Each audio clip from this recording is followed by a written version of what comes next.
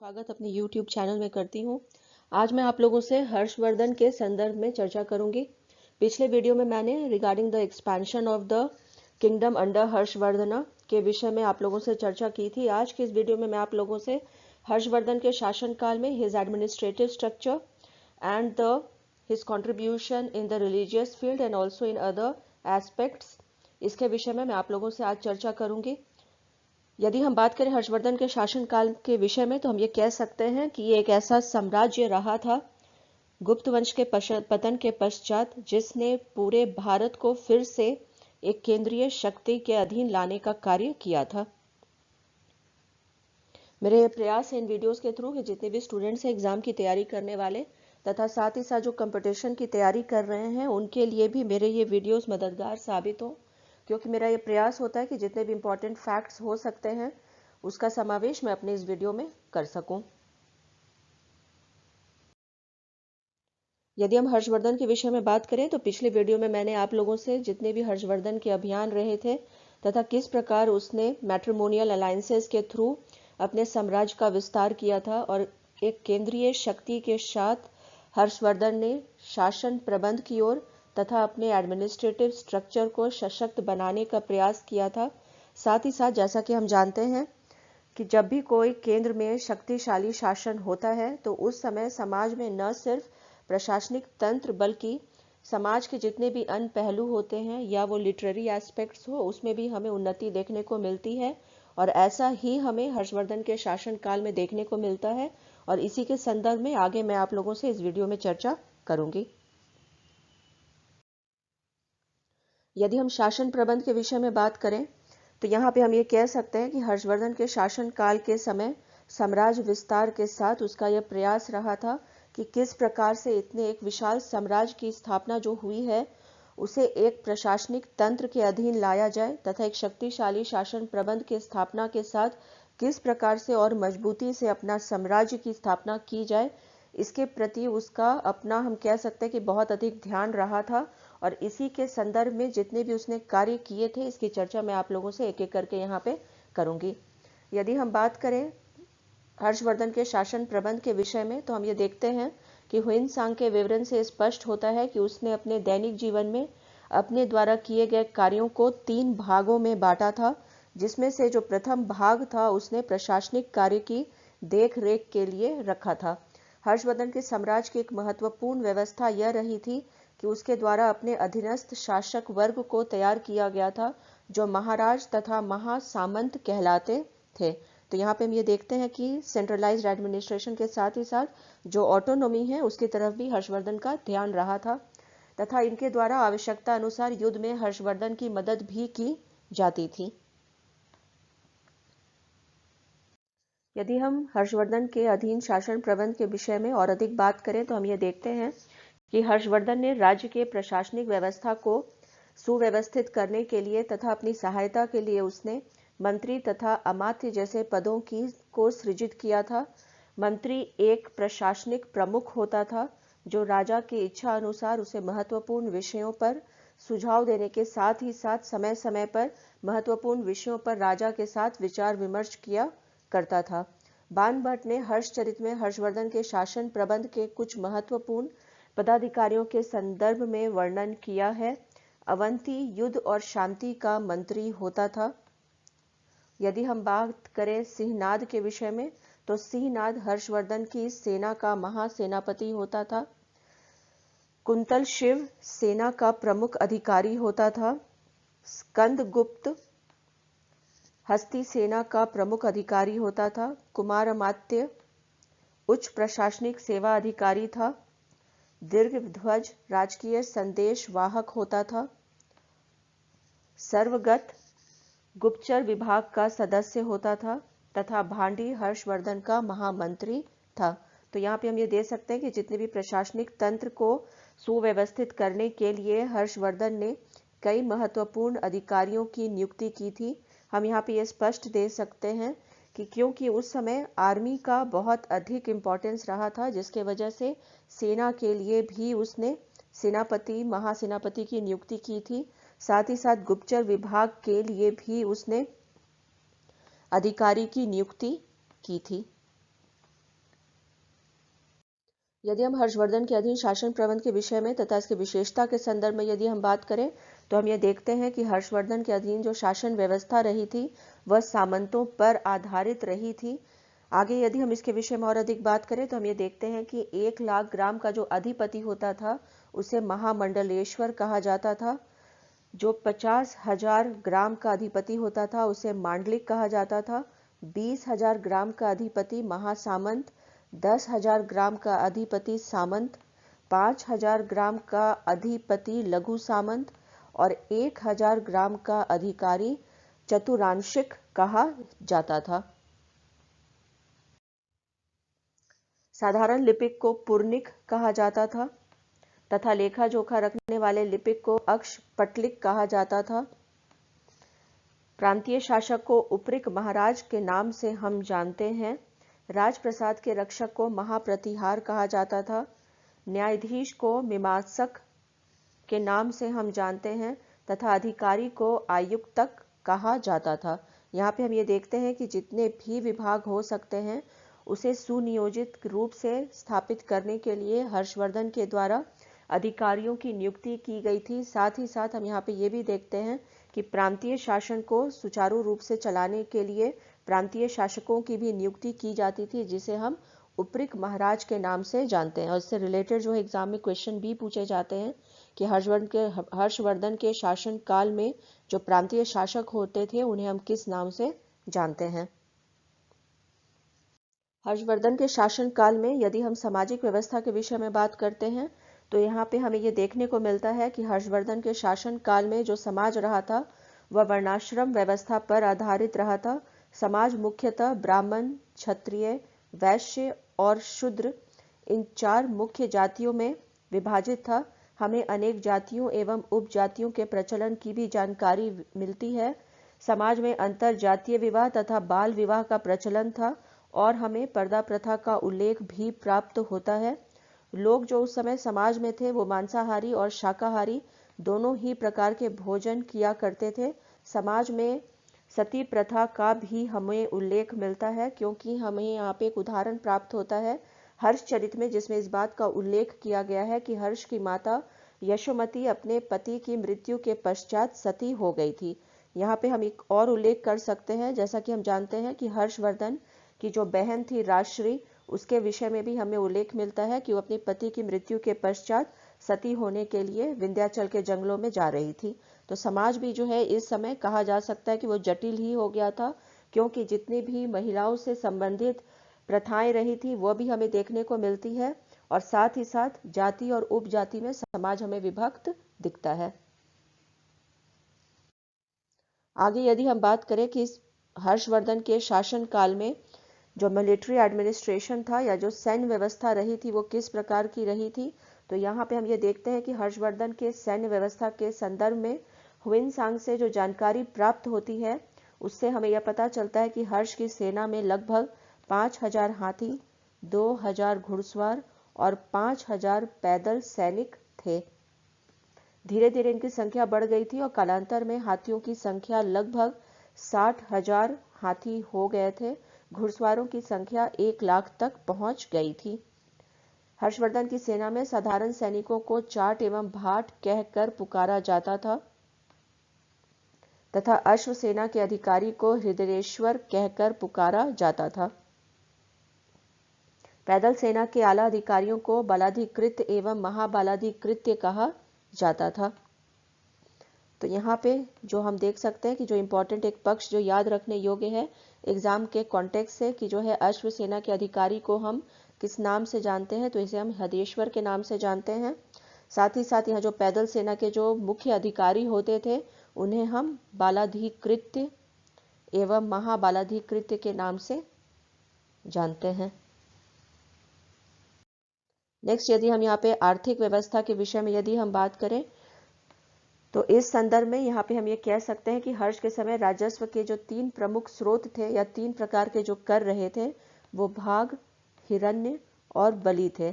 इससे रिलेटेड लगातार हम देखते हैं कि एग्जाम में कंपटीशन में रहते हैं क्वेश्चंस कि जो मुख्य स्रोत रहे थे राजस्व के हर्षवर्धन के शासन काल में वो कौन कौन से रहे थे। और यहाँ पे यदि हम बात करें भूमि कर के विषय में तो हम देखते हैं कि जो भाग था उसका उपज का 1/6 भाग हिस्सा के रूप में वसूला जाता था। यदि हम हिरण्य के विषय में बात करें तो हिरण्य नगद वसूला जाने वाला कर रहा था और बलि जो था वह उपहार कर था। यहाँ पे ये जो 1/6 भाग है, इससे रिलेटेड भी हम देखते हैं एग्जाम में हमेशा क्वेश्चन होता है कि जो टैक्स था वो कितने भाग का था। तो यहाँ पे इसका आंसर जो होगा ये 1/6 होगा। हर्षवर्धन के शासनकाल में कुल आमदनी में 1/4 भाग उच्च कोटि के राज कर्मचारियों के वेतन और उपहार में खर्च हो जाते थे। वहीं 1/4 भाग धार्मिक कार्यों में खर्च किया जाता था और तथा रेस्ट हम देखते हैं कि 1/4 भाग शिक्षा के कार्यों में भी खर्च होता था और अंतिम 1/4 भाग राजा एवं स्वयं अपने ऊपर यहाँ पे खर्च किया करता था। तो एक क्लियर डिवीजन हमें दिखाई देता है, एक तो सोर्स ऑफ इनकम को लेकर के भी कि कहाँ से किस प्रकार से और कौन सा उनसे कर होंगे और किस आधार पे वसूले जाएंगे। साथ ही साथ हमें ये भी दिखता है कि जो एक्सपेंडिचर है वो कहाँ पे किस मात्रा में कितनी की जाएगी, इसके संदर्भ में भी एक क्लियर कट जानकारी हम कह सकते हैं कि डिवीजन जो था उस समय हुआ करता था। हर्षवर्धन के शासनकाल में यदि हम सामाजिक और धार्मिक पक्ष के विषय में बात करते हैं तो हम यह देखते हैं कि हर्षवर्धन ने सामाजिक कुरीतियों को जड़ से खत्म करने के कई प्रयास किए थे। हर्षवर्धन के द्वारा सती प्रथा पर प्रतिबंध लगा दिया गया था। इतिहासकारों का मत है कि सम्राट हर्षवर्धन ने अपनी बहन को भी सती होने से बचाया था। इतिहासकारों का यह भी मत है कि प्रयाग इलाहाबाद में आयोजित होने वाला कुंभ मेला का भी प्रारंभ हर्षवर्धन के द्वारा किया गया था। हर्षवर्धन सभी धर्मों को एक समान आदर और महत्व दिया करता था। उसके द्वारा किसी भी धर्म से भेदभाव नहीं किया जाता था। हर्षवर्धन बौद्ध धर्म के महायान शाखा का अनुयायी था। उसके द्वारा प्रयाग उत्तर प्रदेश में बौद्ध महासम्मेलन का आयोजन किया गया था।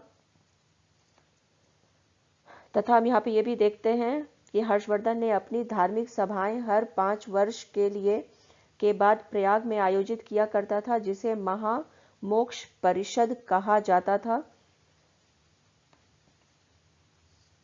अब यहाँ पे यदि हम हर्षवर्धन के सामाजिक और धार्मिक पक्ष के विषय में और अधिक बात करें तो हम ये देखते हैं कि जो नालंदा का बौद्ध विहार रहा था, जिसे हम महाविहार के नाम से भी जानते हैं, यहाँ पे हमें ये जानकारी मिलती है कि that he built a monastery of brass within the Mahavihara and remitted it to the revenues of 100 villages.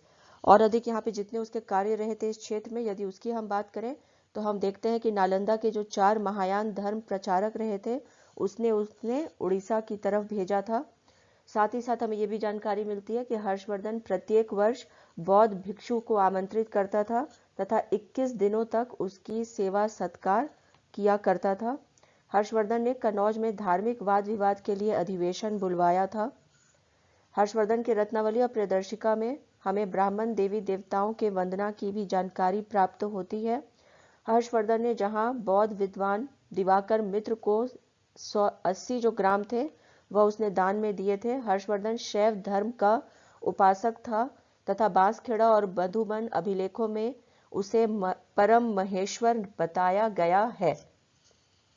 अब यहाँ पे यदि इससे रिलेटेड जितने इंपॉर्टेंट क्वेश्चंस पूछे जाते हैं एग्जाम्स में, यदि उसके विषय में हम बात करें तो हम ये देखते हैं कि जो है यहाँ पर उसने 4 महायान धर्म प्रचारक को कहाँ भेजा था, तो इसका हम देखते हैं कि जो उत्तर होगा वो उड़ीसा होगा। साथ ही साथ यहाँ पे कि कहाँ पे उसने एक अधिवेशन बुलाया था धार्मिक वाद विवाद के लिए, तो ये कन्नौज है। साथ ही साथ यहाँ पे जो है बांसखेड़ा और मधुबन अभिलेख में उसे हम किस नाम से जानते हैं हर्षवर्धन को, तो ये परम महेश्वर है। यहाँ पे यदि हम बात करें उसके विषय में, हर्षवर्धन के धर्म के विषय में यदि और अधिक, तो हम ये देखते हैं कि हर्षवर्धन जो था वो शिव उपासक रहा था और युद्ध करने से पहले या युद्ध के लिए जाने से पहले वह रुद्र शिव की पूजा किया करता था।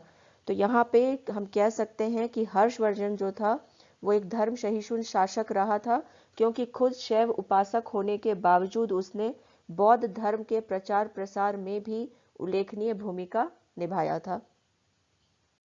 यहाँ पे यदि हम हर्षवर्धन के शासनकाल के विषय में बात करें और उसके सामाजिक और धार्मिक पक्ष के विषय में, तो हम ये देखते हैं कि हर्षवर्धन के धर्म को ही लेकर के इतिहासकारों के मध्य में मतभेद है। उस समय के जो कॉन्टेम्पररी हिस्टोरियंस रहे थे उनमें से जो बाण भट्ट हैं उनका यह मानना है कि हर्षवर्धन जो था वो शिव का उपासक रहा था, तथा दूसरी ओर जो हिंसांग है उसका यह मानना था कि जो हर्षवर्धन रहा था वो बौद्ध धर्म का उपासक रहा था। हालांकि यह अनुमान लगाया जाता है कि हर्षवर्धन अपने प्रारंभिक जीवन में सूर्य और शिव का उपासक रहा था, परंतु कालांतर में हम देखते हैं कि उसका झुकाव जो था वह बौद्ध धर्म की ओर हो गया था, और शायद यही कारण था कि उसने पशु वध का भी निषेध किया था। यहाँ पे यदि हम बात करें उसके धार्मिक सहिष्णुता के विषय में, तो इसका परिचायक प्रयाग की सभाएं रही हैं जो हर 5वें वर्ष आयोजित की जाती थी। यहाँ पे यदि हम बात करें जितने भी जो आगे किस प्रकार से इन सभाओं का आयोजन होता था, तो इसमें हम ये देखते हैं कि पहले दिन बुध की पूजा, दूसरे दिन शिव की पूजा, तीसरे दिन सूर्य की पूजा, और तथा चौथे दिन हम ये देखते हैं कि वस्त्र और आभूषण का दान किया जाता था। यहाँ पे इससे रिलेटेड जो क्वेश्चंस पूछे जाते हैं, सबसे पहला तो ये कि हर्षवर्धन किस धर्म का उपासक रहा था, तो इसका आंसर यहाँ पे शिव का उपासक रहा था, ये इसका आंसर होगा। और साथ ही साथ जो सभा था वह कहाँ आयोजित होता था, तो वह प्रयाग, इसका आंसर यहाँ पे होगा। यदि हम हर्षवर्धन का जो कंट्रीब्यूशन रहा था साहित्य और शिक्षा के क्षेत्र में, यदि उसके विषय में हम बात करें, तो हम ये देखते हैं कि हर्षवर्धन जो था वो खुद भी उसका उल्लेखनीय योगदान रहा था साहित्य की तरफ, क्योंकि उसने 3 संस्कृत नाटक लिखे थे जिसका नाम है नागानंद, रत्नावली और प्रियदर्शिका। साथ ही साथ हमें यह भी जानकारी मिलती है कि हर्षवर्धन के शासनकाल में नालंदा विश्वविद्यालय शिक्षा के सर्वश्रेष्ठ केंद्र के रूप में वैश्विक स्तर पर प्रसिद्धि प्राप्त कर लिया था, और हर्षवर्धन के समय नालंदा विश्वविद्यालय के जो कुलपति रहे थे उनका नाम शीलभद्र है। यहाँ पे यदि हम बात करें कि हर्षवर्धन के दरबार में जो बाण भट्ट जैसे विद्वान रहे थे उनकी कौन सी कृतियां रही हैं, तो उनमें कादम्बरी और हर्षचरित महत्वपूर्ण है। नालंदा विश्वविद्यालय में 5000 श्रेष्ठ विद्यार्थियों का चयन किया जाता था जिन्हें निःशुल्क शिक्षा प्रदान की जाती थी। नालंदा विश्वविद्यालय में वेद, वेदांग, हिंदू धर्म शास्त्रों के संदर्भ में भी चर्चा की जाती थी। तो यहाँ पे जो इससे रिलेटेड इस स्लाइड में जितने भी इंपॉर्टेंट फैक्ट्स हैं जिसके विषय मैंने अभी आप लोगों से चर्चा की है, तो इसमें जो है फर्स्ट हम देखते हैं जो एग्जाम्स में लगातार पूछे जाते हैं।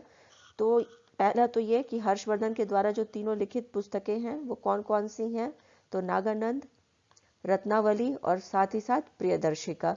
या इस क्वेश्चन इस तरह से भी पुट किया जाता है कि प्रियदर्शिका के लेखक कौन हैं, ठीक इसी प्रकार से रत्नावली या नागानंद जो है वो किसके द्वारा लिखित पुस्तकें हैं। बाण भट्ट से भी रिलेटेड लगातार हम देखते हैं कि एग्जाम में क्वेश्चन पूछे जाते हैं, और इनकी जो 2 महत्वपूर्ण कृतियां रही थी ये पूछे जाता है क्वेश्चंस में कि कौन से किताब है या टेक्स्ट बुक्स लिखे गए थे बाण भट्ट के द्वारा, तो ये कादम्बरी और हर्षचरित है। यहाँ पे नालंदा के जो विश्वविद्यालय के जो कुलपति रहे थे उस समय हर्षवर्धन के शासन काल में, तो वो शीलभद्र रहे थे।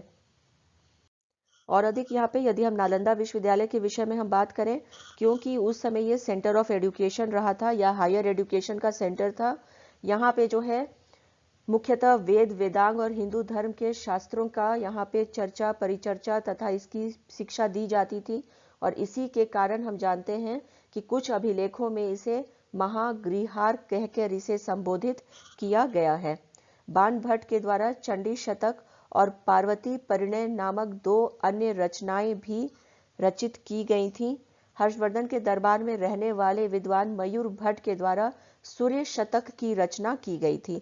ये भी हम देखते हैं कि एग्जाम के कॉन्टेक्स्ट में यदि हम बात करें तो तीनों भी जितने पॉइंट्स यहाँ पे मैंने इसकी चर्चा की है ये बहुत इंपॉर्टेंट हो जाता है, क्योंकि इससे रिलेटेड यहाँ पे क्वेश्चंस होते हैं कि किसे हम महागृहार के नाम से जानते हैं या हम उसे संबोधित करते हैं, तो ये नालंदा विश्वविद्यालय होगा।